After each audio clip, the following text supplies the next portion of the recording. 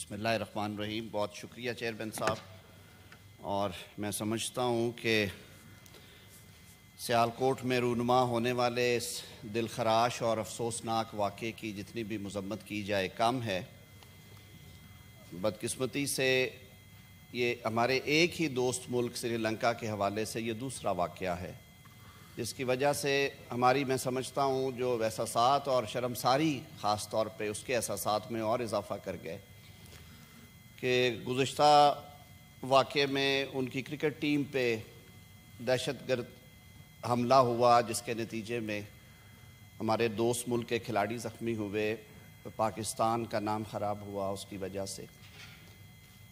جناب چیئرمین، معاشرے میں جب برداشت یا ٹالرنس ختم ہوتی ہے تو پھر متشددانہ رویے جو ہیں وہ حاوی ہو جاتے ہیں، اور یہ فنامنا ایک دن میں نہیں، ایک سال میں نہیں ہوتا، یہ ایک پروسیس ہے۔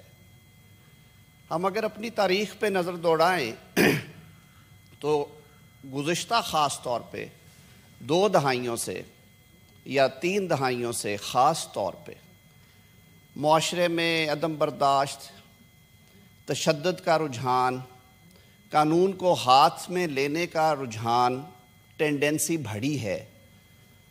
ہم کہتے ہیں کہ اس کے پیچھے خطے میں ہونے والے واقعات، خطے میں چھڑنے والی جنگیں، وہ بھی ایک وجہ ہے۔ افغان وار بلا شبہ ان سارے معاملات کو اگر دیکھا جائے تو اس کے تانے بانے افغان وار سے جڑتے ہیں، لیکن یہ بات کہنے میں بھی مجھے کسی قسم کی جھجک محسوس نہیں ہوتی کہ ان ساری برائیوں کا، جن کا ذکر میں ابھی کر رہا تھا، کہ معاشرے میں مذہبی انتہا پسندی ہو، تشدد کا رویہ ہو، عدم برداشت ہو، یہ ہمیں 70 کی دہائی میں اس حد تک نہیں تھا، 60 کی دہائی میں اس قدر نہیں تھا۔ اگر ہم دیکھیں جنرل ضیاء الحق کے مارشل لاء میں تو اس کے ٹریسز وہاں سے شروع ہوتے نظر آتے ہیں۔ وہاں پہ یوں محسوس ہوتا تھا کہ جیسے ریاست ان چیزوں کو پروموٹ کر رہی ہے، اپنے سیاسی مقاصد، جو کہ اس وقت کے مطلق العنان حکمران تھے، وہ اپنے سیاسی مقاصد حاصل کرنے کے لیے انہوں نے اور ان کی ٹیم نے ان رویوں کو پروان چڑھایا، اور اس کے بعد پھر یہ جن بوتل میں جاتا ہوا نظر نہیں آیا۔ جناب چیئرمین، سیالکوٹ میں ہونے والے واقعے نے تو بالخصوص ہمیں ہلا کے رکھ دیا ہے۔ پریانتھا کمارا، جو کہ کئی سالوں سے اپنا وطن چھوڑ کے کاروبار کے سلسلے میں، اپنی ملازمت کے سلسلے میں، فرائض کی ادائیگی کے سلسلے میں یہاں پہ رہ رہے تھے، جس طرح سے ایک ہجوم نے جس سنگ دلی کے ساتھ اور جس میں کہوں گا کہ بربریت کے ساتھ اس معصوم شخص کی جان لی، اس کی جتنی بھی اس ایوان کے حوالے سے جتنی مذمت کی جائے وہ کم ہے۔ یہ پہلا واقعہ، جیسے میں نے عرض کیا، پہلا واقعہ نہیں ہے۔ جناب چیئرمین، اسی شہر اقبال میں ہم 10 سال پیچھے چلے جاتے ہیں۔ 2 معصوم بھائی، 16 سالہ مغیث اور 14 سالہ منیب، انہیں چوری یا ڈکیتی کے شبے میں موب نے پکڑا، بجائے اس کے کہ انہیں قانون نافذ کرنے والے اداروں کے حوالے کیا جاتا، ان پر اس قدر تشدد کیا گیا کہ وہ جان سے گئے، اور نہ صرف یہ کیا گیا بلکہ یہ وہ لنچنگ کیسز میں ایک بدترین کیس تھا۔ دونوں معصوم بچوں کی لاشیں جو ہیں انہیں بجلی کے کھمبوں پہ لٹکا کے پھر پتھر مارے گئے، اور لوگوں نے اس کبھی فعل کو روکنے کی بجائے وہاں پہ ویڈیوز بنائی اور وہ سوشل میڈیا پہ جاری کی گئی۔ جناب چیئرمین، یہ وہ سماجی بے حسی ہے جس کے خلاف ہم سب کو لڑنا ہے۔ دوسرا واقعہ قصور میں ہوا 2013 میں۔ قصور میں جناب چیئرمین ایک مذہبی حوالے سے ایشو کو فوری طور پہ اس طرح سے ٹیک اپ کیا گیا کہ 2 میاں بیوی جو کہ بھٹا مزدور تھے، ان کو اٹھا کے جلتے ہوئے دہکتے ہوئے بھٹے میں زندہ جلا دیا گیا۔ سینکڑوں لوگ اس میں شریک تھے، سینکڑوں نہیں تو درجنوں ضرور تھے۔ سیالکوٹ لنچنگ جو 2010 میں ہوئی، منیب والا کیس اور جو قصور کا واقعہ ہوا، وہ ابھی پینڈنگ انویسٹیگیشن یا ٹرائل تھے کہ فیروز پور روڈ لاہور پہ ایک اور شرمناک واقعہ ہوا، جس میں حافظ قرآن اور ان کے بھائی کو پہلے تشدد کا نشانہ بنایا گیا اور پھر زندہ جلا دیا گیا۔ چیئرمین صاحب، ان تینوں واقعات کے تفتیش ہوئی، کچھ گرفتاریاں ہوئیں، ٹرائل چلے، اپیلیں ہوئیں، لیکن دکھ اور افسوس کے ساتھ کہ کسی ایک مجرم کو کیفر کردار تک نہیں پہنچایا گیا۔ سیالکوٹ لنچنگ کیس میں اینٹی ٹیررزم کورٹ نے سزائے موت اور عمر قید کی سزائیں سنائیں۔ ہائی کورٹ نے اپیل میں وہ سزائیں 2014 میں بحال رکھیں۔ الٹیمیٹلی 2019 میں سپریم کورٹ سے وہ تمام ملزمان جو تھے وہ بری کر دیے گئے۔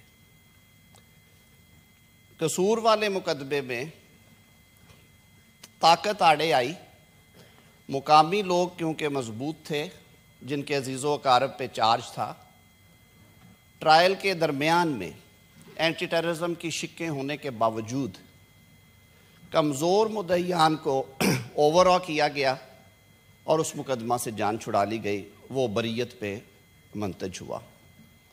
میں نے ڈھونڈنے کی کوشش کی، فیروز پور روڈ پر ہونے والے اندوناک واقعے کا انجام بھی کچھ اسی طرح کا پایا گیا۔ جناب چیئرمین، یہ اکا دکا واقعات نہیں ہیں، یہ ایک سیریز ہے۔ میں ماضی قریب میں بطور قانون کے طالب علم اگر چیزوں کو دیکھوں، مقدمات کو دیکھوں، تو شاید ایک مقدمہ ہے، وہ ضلع قصور سے معصوم زینب کا ریپ کیس اور اس کا قتل، جس میں ملزم کو ٹریس کرنے کے بعد پولیس اتھارٹیز نے چالان کیا، اس کا ٹرائل چلا، وہ انسداد دہشت گردی کی عدالت نے قانون کے مطابق اس کو جو ٹائم فریم دیا گیا ہے، گو کہ ایکسٹینشنز ہوئی لیکن اسے چند ہفتوں میں کنکلوڈ کیا گیا۔ اس کی جو اپیل کی سٹیج تھی وہ بھی بر وقت اس کو ٹیک اپ کیا گیا، اس کی اپیلیں سنی گئی، ڈسمس ہوئیں اور اسے تختہ دار تک پہنچایا گیا۔ آج معصوم زینب بھی اس دنیا میں نہیں ہے، لیکن اس کا قتل کرنے والا اور اس کی عصمت دری کرنے والا بھی اس دنیا میں نہیں ہے، وہ اسی دنیا میں سزا پا چکا ہے۔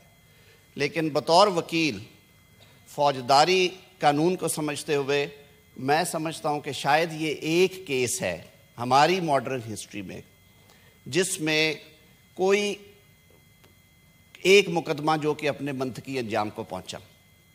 ہمارے پاس درجنوں ایسے اندھوناک اور ہولناک واقعات ہیں جن کے مقدمات بھی درج ہوئے، جن پہ عوام سراپا احتجاج ہوئیں، جہاں پہ دہشت گردی کے قوانین کا اطلاق، انسداد دہشت گردی کے قوانین کا اطلاق کیا گیا، جہاں پہ پولیس نے بڑی محنت اور جانفشانی کے ساتھ تفتیشی رپورٹیں تیار کی، ٹرائل ہوئے، ٹرائل کورٹس میں سزائیں بھی ہو گئیں، لیکن جب تک وہ مقدمات ایپلیٹ کورٹس میں گئے وہ کسی نہ کسی سٹیج پہ جا کے وہ بری کر دیے گئے، اور کہا یہ جاتا ہے کہ ہمارے قوانین میں ایسے سکم ہیں جن کی وجہ سے ملزم کو فائدہ پہنچتا ہے۔ جناب چیئرمین، اگر یہ بات ہے تو ہم لوگ یہاں کیا کرنے کے لیے آتے ہیں؟ پارلیمان کی جو سب سے بڑی ذمہ داری ہے، ہم سب کی سب سے بڑی ذمہ داری قانون سازی کی ہے، اور ایسے قوانین جو کہ عام فہم بھی ہوں، جن پہ عمل درآمد جو ہے کرنا ممکن بھی ہو، جس سے غریب آدمی کو، مظلوم کو، پسے ہوئے شخص کو انصاف تک رسائی میں آسانی ہو۔ ہم نے قوانین کو اسی کالونیل سٹائل میں کنٹینیو کیا۔ کوئی حرج نہیں ہے اگر وہ قوانین اچھے ہیں تو وہ رہنے چاہیے، لیکن عصر حاضر کے تقاضوں کو پورا کرنے کے لیے، اس ویکیوم کو ختم کرنے کے لیے جو ماڈرن ٹائمز نے پیدا کر دیا کہ آج سے 150 سال پرانے قوانین کئی حوالوں سے عمل کے قابل نہیں رہتے، ان پہ عمل درآمد مشکل ہو جاتا ہے، وہ ڈسکنیکٹس جن کی وجہ سے مظلوم کو انصاف نہیں ملتا، وہ کڑیاں جو ٹوٹتی ہیں، ان کو جوڑنے کے لیے ہم نے کیا کیا؟ میں کم از کم پچھلے 25 سال سے شعبہ وکالت سے وابستہ ہوں. یہ بات فلور آف ہاؤس پہ میں پورے یقین کے ساتھ کہہ سکتا ہوں کہ کمپلیکیٹڈ کرمنل کیس، جسے کہ عام فہم زبان میں ہم واقعاتی شہادت کا مقدمہ کہتے ہیں، اس میں سزا موجودہ نظام انصاف میں یا رائج الوقت قوانین کے تحت ممکن ہی نہیں ہے. ہماری اعلیٰ عدالتوں نے جو نظائر یا پریسیڈنٹس دی ہیں ان کو سامنے رکھتے ہوئے عام سڑک پہ چلتے ہوئے شخص کو بھی پتہ ہے کہ اگر میں چیزوں کو اس طرح سے کروں گا، جرم کو میں اگر پلان کر کے کروں گا تو میں ریاست کی گرفت سے آزاد ہوں گا، مجھے کوئی نہیں پکڑ سکے گا. جناب چیئرمین، ہم واقعات کے اوپر قانون سازی کرنے کے بھی بہت ماہر ہیں. قصور میں وقوع ہوا، بڑا اندوناک وقوع تھا. زینب الرٹ آیا، ہم نے اس پہ اسپیشل لیجسلیشن کر دی. لاہور موٹر وے پہ، لاہور سیالکوٹ موٹر وے پہ ایک اور دردناک مقدمہ ہمارے سامنے آیا، اس پہ بھی بہت شور ہوا. ہم نے پھر قانون سازی کا تحرک کیا اور اس کے لیے پھر ایک قانون بنا دیا. کسی دور میں خواتین کی بے حرمتی کی گئی، ان کو گھسیٹا گیا، لباس پھاڑ دیے گئے. 80 کی دہائی میں ہم نے سیکشن 354 میں ترمیم کر کے اس میں 354A ڈاکٹر صاحب لے آئے اور اس میں بھی سزائیں سخت کر دی. لیکن کیا اس کی وجہ سے ڈیزائرڈ رزلٹس ملے؟ میری نظر میں بالکل نہیں ملے. میرا یہ پختہ یقین ہے کہ جو سیویرٹی ہے سزا کی، سیویرٹی آف پنشمنٹ کبھی ڈیٹیرنس کا کام نہیں کرے گی. It is the certainty of conviction or punishment which works as a deterrent. جب آپ کو یہ یقین ہے کہ میں نے اگر ریاست کے بنائے ہوئے قانون کو ہاتھ میں لیا، میں نے کوئی غیر قانونی کام کیا تو میں قانون کی گرفت سے نہیں بچ سکوں گا، وہ ایک فیکٹر ہے جو جرم کرنے سے روکتا ہے. ہمارے ہاں سزائے موت ہے، انسداد دہشت گردی کے قوانین ہیں، حد کی سزائیں ہیں، اس کے باوجود جو ہمارا کرائم ریٹ ہے وہ سب کے سامنے ہے. یورپ اور بہت سارے ممالک نے سزائے موت ابولش کر دی ہے. وہاں پہ تو عمر قیدیں ہیں، چھوٹی سزائیں ہیں، وہاں پہ تو ریفارم بھی کرتے ہیں. ان کی جیلیں جو ہیں وہ ہمارے گیسٹ ہاؤسز سے بہتر لگتی ہیں لوگوں کو. لیکن ایک چیز ہے کہ وہاں پہ ریٹ آف لا ہے، قانون کی عملداری ہے، آئین کی، ان کے اپنے آئین کی حکمرانی ہے.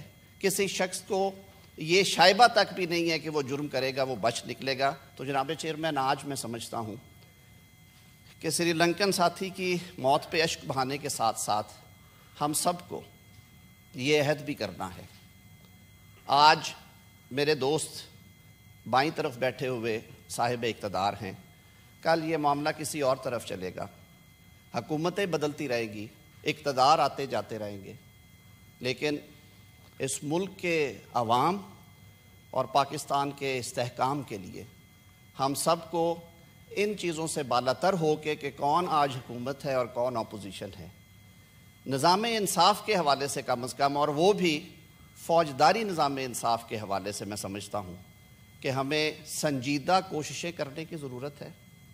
ہمارے پاس سینٹ میں ماشاءاللہ بہت زبردست برینز ہیں جن کا شعبہ قانون سے تعلق ہے، دونوں اطراف پہ بیٹھے ہوئے. قومی اسمبلی میں بھی اس کی کمی نہیں ہے، کابینہ میں لوگ بیٹھے ہوئے ہیں. اس کو سر ایک ایمرجنسی کے طور پہ اس کو ٹاپ پرائورٹی دے کے اس معاملے کو آگے لے کے چلنا آج وقت کی ضرورت ہے. یہ تو سر اس کا ایک پہلو تھا. اب آتے ہیں کہ ہمارا سماجی جو اس میں سوشل فیکٹر کیا ہے. جیسے میں نے پہلے عرض کیا جناب چیئرمین، ہم نے اس برائی کو روکنے کی بجائے ریت میں سر دینے کو غنیمت جانا. مذہبی انتہا پسندی ہو، مذہب کے نام پہ تشدد ہو، مذہب کے نام پہ ایکسپلائٹیشن ہو، ہم معاملے کو دیکھتے سار ریت میں سر دے لیتے ہیں. جناب چیئرمین، کیوں ہے یہ؟ ہم تو اس پیارے نبی صلی اللہ علیہ وسلم کی امتی ہیں جن کو رحمت للعالمین بنا کے بھیجا گیا، جو اپنے اوپر کوڑا پھینکنے والی عورت کی بیماری کی خبر سن کر اس کی تیمارداری کے لیے چلے جایا کرتے تھے، جنہوں نے عفو اور درگزر کی وہ مثالیں قائم کی کہ فتح مکہ کے موقع پر اپنے سب سے پیارے چچا کی قاتلہ جس نے ان کا کلیجہ چبایا ہوا تھا اس کو بھی معاف کر دیا. ہمیں تو ان کی سنت پہ عمل کرنا چاہیے. ہم تو ان کے امتی ہیں. انہوں نے تو تشدد کا کوئی سبق نہیں پڑھایا ہمیں. انہوں نے تو برداشت سکھائی اس امت کو. انہوں نے تو دل بڑا کرنے کا کہا. میرے پیارے نبی صلی اللہ علیہ وسلم نے کہا کہ لوگوں سے محبت کرو. وہ اگر سخت بولتے ہیں تو ان سے پھر بھی نرم بولو اور ان کو اپنی بات سے قائل کرو, ڈنڈے سے قائل نہیں ہوگا. جناب چیئرمین, ریت میں سر دینے سے, کالعدم تنظیموں سے مذاکرات کرنے سے جی پولیس والے ڈیوٹی کے دوران شہید ہو جاتے ہیں اور ہم سیاسی مقاصد کے لیے ان کے قاتلوں سے بیٹھ کے ان کو کلین چٹ دیتے ہیں. اور یہ ایک حکومت کی مجبوری نہیں ہے, میں بالکل دل کی بات کر رہا ہوں. یہ چاہے گزشتہ حکومتیں ہوں یا موجودہ سیٹ اپ ہو, یہ وہ ناسور ہے جس کو ایڈریس کرنے کے لیے ہم نے آج تک قومی سطح پہ کوئی پالیسی وضع نہیں کی. اب معاشرے سے برداشت کا ختم ہو جانا ایک اتنا بڑا دھچکا ہے معاشرے کے لیے کہ آپ اس کے جو نتائج ہیں وہ اتنے ہولناک ہیں کہ ہماری نسلیں یہ نتائج بھگتیں گی. ہم نے اے پی ایس آنے کے بعد ساری جماعتیں, political leadership, N G Os, civil society مل بیٹھ کے بیٹھے, نیشنل ایکشن پلان بنایا گیا, بڑی باتیں اس پہ ہوئیں. آج کہاں ہے جناب چیئرمین نیشنل ایکشن پلان؟ جی کیوں نہیں عمل ہوا اس پہ؟ تو میری آج اس ہاؤس سے یہ استدعا ہوگی کہ سیالکوٹ واقعے کی شدید لفظوں میں مذمت کرنے کے ساتھ ساتھ جو دو بڑے ایشوز ہیں, فوجداری نظام انصاف کو ری ویمپ کرنا, اس کی اصلاح کرنا, اس پہ بھی مل بیٹھا جائے. اپنے سیاسی اختلافات یا جو آپ کے گروہی اختلافات ہیں ان کو بھول کے, اور ہمیں سماجی طور پہ سوشلی بہت کچھ کرنا ہے جس میں نہ صرف حکومت بلکہ جیسے میں نے پہلے کہا کہ معاشرے کے تمام طبقات کا یہ فرض ہے کہ وہ اس بات کو, اس کی ترویج کے لیے اپنا اپنا کردار ادا کرے. اس کے لیے ہمیں نصاب میں تبدیلیوں کی ضرورت ہے. اس کے لیے ہمیں سکولز اور مدارس میں جو انتہا پسندی والے ایلیمنٹس ہیں ان تک پہنچنے کی ضرورت ہے. اس کے لیے ہمیں سماجی انصاف رائج کرنے کی ضرورت ہے. غربت کو دور کرنے کے لیے کیا آپ ان واقعات کے ویڈیو فوٹیجز دیکھ لیں. یہ تو مذہبی حوالے سے بات ہوئی. جو مینار پاکستان پہ وہ عائشہ تھی خاتون ٹک ٹاکر, جو اس کے ساتھ معاملہ ہوا, آپ وہ فوٹیجز دیکھ لیں. آپ سیالکوٹ واقعے کی فوٹیجز دیکھ لیں, یا آپ ٹی ایل پی کے جو دھرنوں کے درمیان یا جلوسوں میں ہوا, آپ کو ایک ایج گروپ نظر آئے گا, آپ کو ایک طرح کے لوگ نظر آئیں گے, آپ کو ایک طرح کے رویے نظر آئیں گے. تو جناب چیئرمین, اس کے لیے میں سمجھتا ہوں ہم سب کو مل کے یک آواز ہو کے سیاسی اختلافات ختم کر کے دل بڑے کر کے یہ سب کچھ کرنا ہوگا, اور بغیر ڈرے ہوئے, بغیر مصلحت کے یہ چیزیں کرنی ہوگی. اختتام کرتے ہوئے نوابزادہ نصر اللہ خان صاحب کے دو شعر حسب حال لگے کہ کب اشک بہانے سے کٹی ہے شب ہجراں, اور کب کوئی بلا صرف دعاؤں سے ٹلی ہے. دو حق و صداقت کی شہادت سر مقتل, اٹھو کہ یہی وقت کا فرمان جلی ہے. ہم سب کو مل کے اس پہ کام کرنا ہے, دل بڑے کر کے کرنا ہے, سینہ تان کے کرنا ہے. اس ناسور سے ہم صرف اسی صورت میں لڑ سکتے ہیں. بہت شکریہ. Thank you sir. ہمارے پاس بچے اور بچیاں 6 مختلف یونیورسٹی سے 24 اسٹوڈنٹس اور 2 فیکلٹی ممبرز آئے ہیں, بیٹھے ہیں, ہاؤس کی پروسیڈنگز دیکھ رہے ہیں. Welcome to the house. جناب leader of the house please. بسم اللہ الرحمن الرحیم. وائنڈ اپ سر, یہ علی محمد وائنڈ اپ منسٹر کر رہا ہے. بسم اللہ الرحمن الرحیم. مسٹر چیئرمین, آج جس موضوع پر بات کرنے کے لیے اس ایوان میں بحث ہو رہی ہے, میں سمجھتا ہوں کہ یہ موضوع نہ صرف آج کے لیے بلکہ آئندہ کے لیے بھی ایک نہایت اہمیت کا حامل ہے. سری لنکن شہری پریانتھا کمارا کے ساتھ جو اندوہناک واقعہ پیش آیا, جس میں ان کی جان گئی, اور جس انداز میں پیش آیا اس کی جتنی بھی مذمت کی جائے کم ہے۔ حقیقت تو یہ ہے کہ مذمت اور افسوس کے لفظ بھی